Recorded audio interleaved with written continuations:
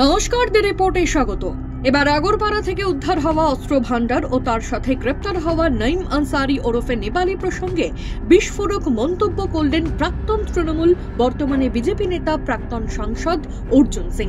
গতকালই সাংবাদিক সম্মেলন করে ব্যারাকপুর পুলিশ কমিশনারেটের ডিসি সেন্ট্রাল ইন্দ্রবদন ঝা জানিয়েছিলেন, ধৃত নেপালের হেফাজত থেকে উদ্ধার করা হয়েছে 4টি দেশি pipe gun, 4 round 8mm, 5 round .38mm, 3 round 7.62mm এবং 1 রাউন্ড .318 গুলি, সাথে 2টি ধারালো অস্ত্র।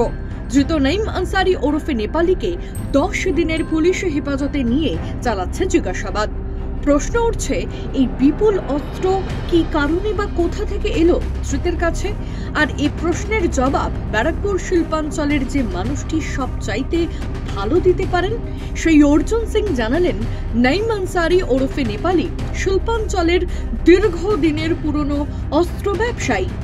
নঈম আলী, তার বাড়িতে প্রচুর দেশি বিদেশি অস্ত্র উদ্ধার হয়েছে, আগ্নেয়াস্ত্র উদ্ধার হয়েছে, গুলি উদ্ধার হয়েছে। এখন দিদি মমতা ব্যানার্জির রাজ্যে এখন এদেরকে বিজনেসম্যান বলা হয়, যারা এই অস্ত্র রাখছে, অস্ত্র ব্যবসায় করছে।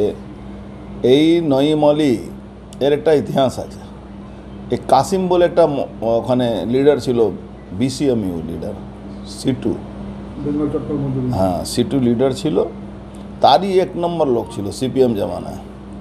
ক্ষমতা যখন চেঞ্জ হয়ে রাতারাতি চেঞ্জ হয়ে তৃণমূলের 1 নম্বর লোক হয়ে গেছে এই নেপালি নঈম আলী উর্ফ নেপালি। আর অফিসিয়ালি ব্যবসা করে, আমি জানি না অতদিন পরে পুলিশ কি করে জানে, একে সবাই জানে। এই অফিসিয়ালি ব্যবসা করে, সরকার যার থাকে তার সঙ্গে থাকে, সরকারি নেতাদেরকে অস্ত্রশস্ত্র দেয়, সরকারি লোকগুলোকে সব ব্যবস্থা করে। এটা ধরা পড়েছে আমার যতটুকু বুঝতে পারছি, কোনো এজেন্সি কোনো ফোন ট্র্যাপ করে পেয়েছে, এজেন্সি ইনপুটের উপরে এটা ধরতে বাধ্য হয়েছে। তবে শেষে তিনি মনে করিয়ে দিলেন, তিনি বর্তমানে বিজেপি নেতা। জানালেন, নঈম আনসারি ওরফে নেপালের মতো দুষ্কৃতীদের মাধ্যমেই দেশ বিরোধী একটা নেক্সাস তৈরি করার চেষ্টা চলছে। কাশ্মীর থেকে নিয়ে, নেপাল থেকে নিয়ে, বাংলাদেশ থেকে বিদেশি অস্ত্র নিয়ে এসে ভারতবর্ষে এন্ট্রি করছে। আজকে যে জায়গা এন্ট্রি করছে সেই জায়গাটা তো বাংলাকে দখল করার একটা চক্রান্ত চলছে, বাংলাকে এক্সটেন্ডেড বাংলাদেশ বানানো চক্রান্ত চলছে। তার মধ্যে তো এই মুসলমান জিহাদিদের, এই ক্রিমিনালদেরকে তো ইনভলভ করে যে নেটওয়ার্কগুলো তৈরি হয়। এই যে ধরুন দখল হবে, ধরুন বাংলা দখল করবে বা মুর্শিদাবাদ দখল করে ওখানে লুট করলো, এ করলো, ওখানে কি বিদেশ থেকে লোক আসে, পাকিস্তান থেকে লোক আসে না, এই লোকগুলোর মাধ্যমে নেক্সাস তৈরি হয়। যখন মহারাষ্ট্রে বোম্বাইতে যখন বম ব্লাস্ট হয়েছিল, তখন কি পাকিস্তান থেকে লোক এসে বম ব্লাস্ট করেছিল? না, বম ব্লাস্ট হয়েছিল এখান থেকেই।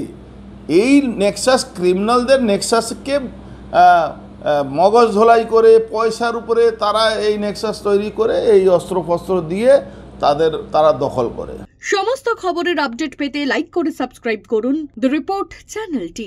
সেই সঙ্গে বেল বাটন প্রেস করতে ভুলবেন না। আপনাদের একটা সাবস্ক্রিপশন আমাদের জন্য অত্যন্ত মূল্যবান। একই সঙ্গে ফলো করুন আমাদের হোয়াটসঅ্যাপ চ্যানেলটিও। জয় হিন্দ।